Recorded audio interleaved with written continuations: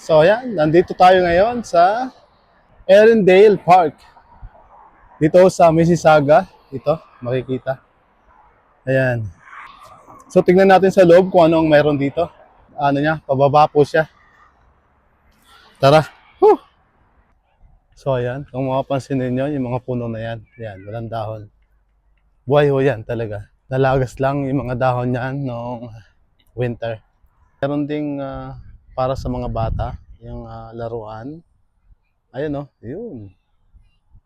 Yan, may ihawan ho siya, kabilaan. So, tamang-tama ho sa malaking grupo ito. Magkabilaan ho yan. Yan. See.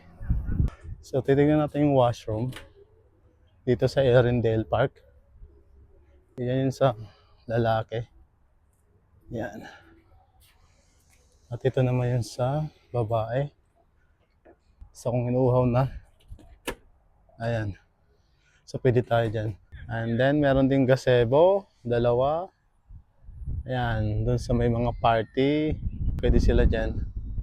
Hindi ko lang sure kung may kailangan pang magpa-reserve or first come first serve. Curious lang ako, gusto kong malaman kung first come first serve yung gazebo. Hindi pala. So kailangan pala magpa-reserve. Kasi ang ganda nga naman ng gazebo dito, yung picnic area na to. May malaking grupo, talagang ang ganda dito. Dito ho yan sa Erindale Park, Mississauga.